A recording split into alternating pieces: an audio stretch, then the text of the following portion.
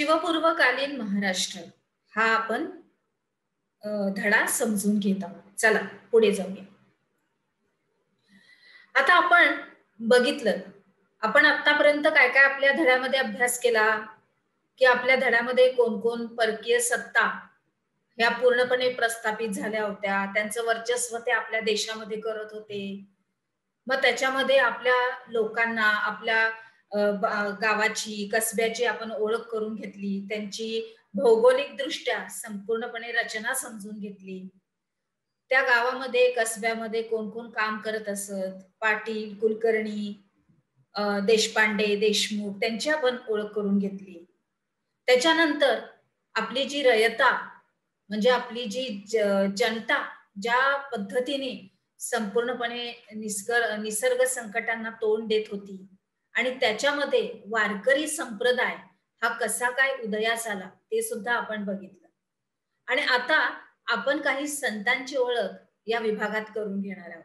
चला तर सगळ्यात आता आपले पहिले संत आहेत संत नामदेव. आता ह्यांच्याबद्दल ओळख करून देताना त्यांचं एक अभंगातलं एक ओळ आहे. नाचू कीर्तनाचे रंगी, ज्ञानदीप लावू जगी, ही त्यांची प्रतिज्ञा होती. खूप सुंदर अशी परंपरेने चालत आलेली, सगळ्या परंपरेने पिढ्यानपिढ्या आपण बघत आलेलो आहोत की फार सुंदर अशी ही अभंगाची रचना आहे त्यांच्या. हे वारकरी संप्रदायातील एक श्रेष्ठ संत म्हणून होऊन गेले. आता ते फक्त कीर्तनकार किंवा संतच नव्हते, तर ते एक कुशल संघटक सुद्धा होते. म्हणजे लोकांना बोलवून त्यांना उपदेश करून प्रवचन करून त्याच्यामध्ये चांगल्या चांगल्या गोष्टी लोकांना सांगत असत. आणि हे आपला प्रसार करत करत फक्त महाराष्ट्रापर्यंत सीमित नाही राहिले, ते पंजाब पर्यंत पोहोचले, पंजाबापर्यंत गेले. म्हणजे पंजाबांच्या शिखांच्या गुरु ग्रंथ साहिब या त्यांच्या पवित्र ग्रंथामध्ये शिखांच्या यांचा संत नामदेवांचा उल्लेख केलेला आहे. त्यांचे अभंग लिहिलेले आहेत, त्यांची ओळख करून दिलेली आहे. असे हे आपले संत नामदेव. त्यांनी पंढरपूर इथे त्यांनी काय काय कामं केलीत बघा. त्यांनी सगळ्यात त्यांचं अगदी उल्लेखनीय काम असं म्हणजे विठ्ठलाच्या महाद्वारासमोर पंढरपूर येथं चोखामेळा यांची त्यांनी समाधी बांधली.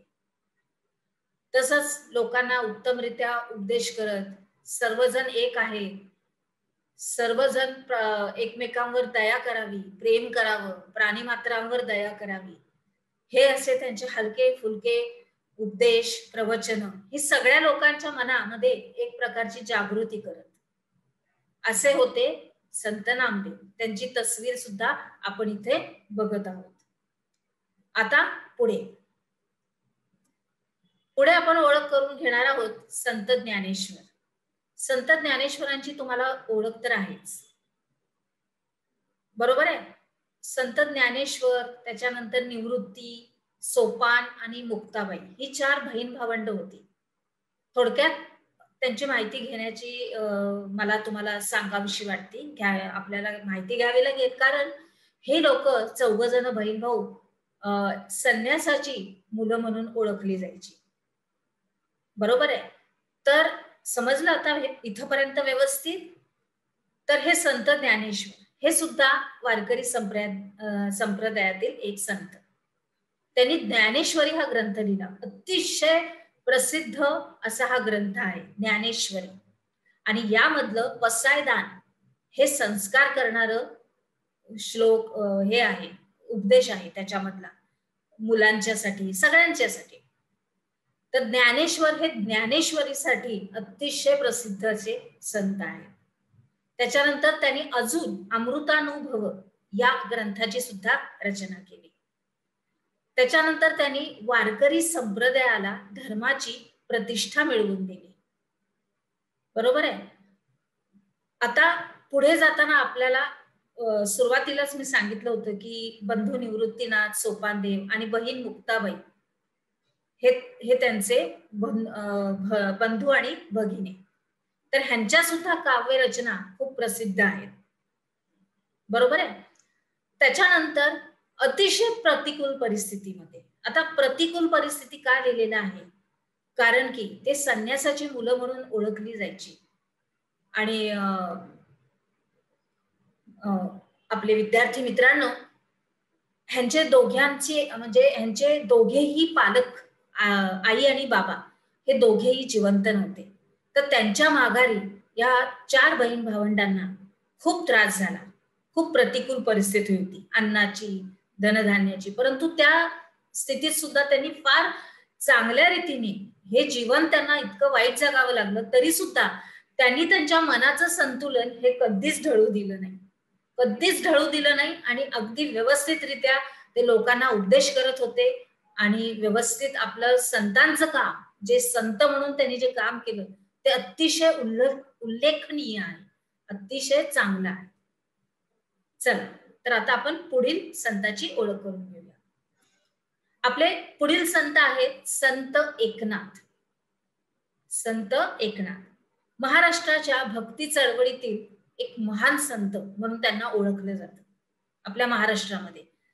ह्यांची विशेषता म्हणजे काय, तर अभंग, भारुडी, गवळणी ह्यांचा सगळ्यांचा समावेश या भक्ती चळवळीत होता. बरोबर. आणि अतिशय असे कडक आणि असे कर्मठ असे, म्हणजे अगदी शिस्तप्रिय असे हे संत होते. त्याच्यानंतर त्यांनी भागवत धर्माची मांडणी अगदी सोपी आणि सविस्तरपणे मांडली गेलेली आहे. त्यांच्या भाषेत त्यांनी मांडली आहे. त्याच्यानंतर त्यांनी अजून एक सांगितलेलं आहे की परमार्थ प्राप्तीसाठी, म्हणजे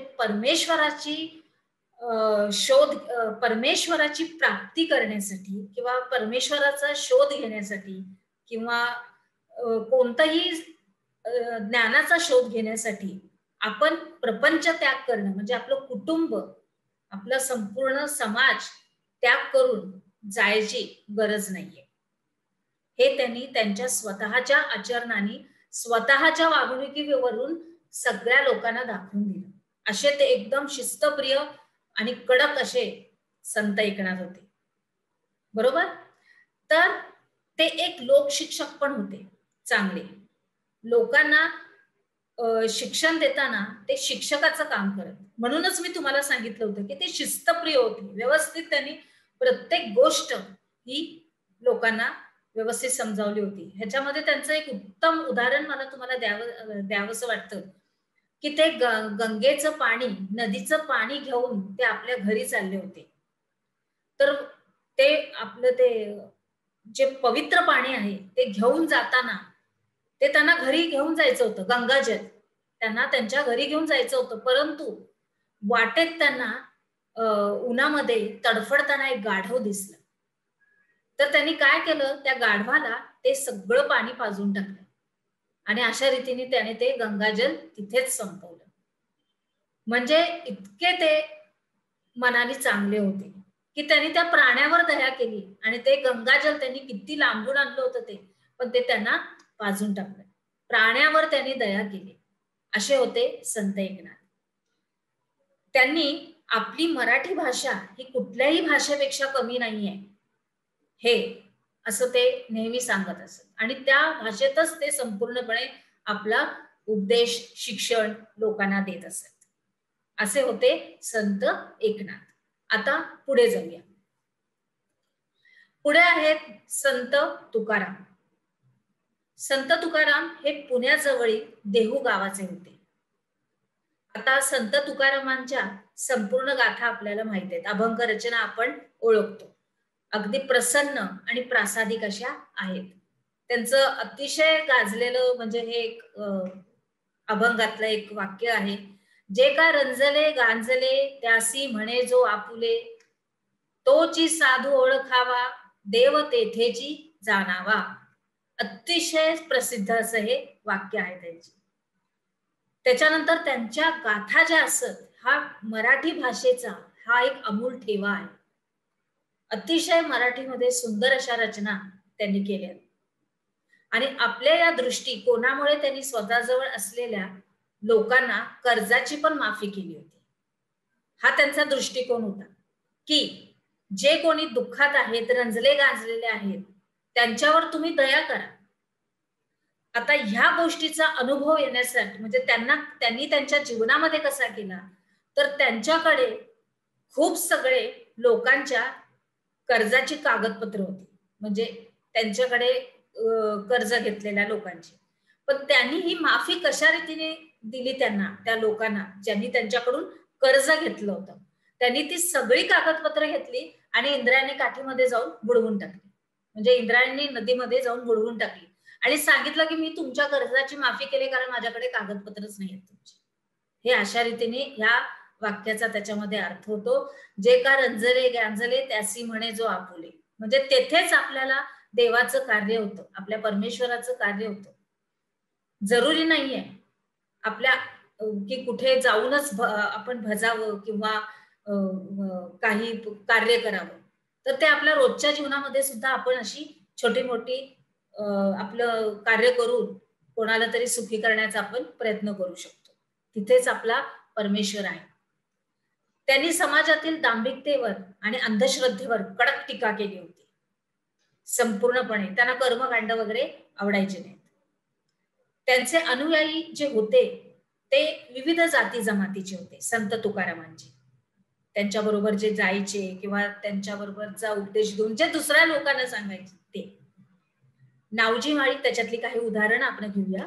नावजी माळी, गव्हर्नर शेठ वाणी, संताजी जगनाडे, शिवबा कासार ही त्यातली काही नावं आहेत.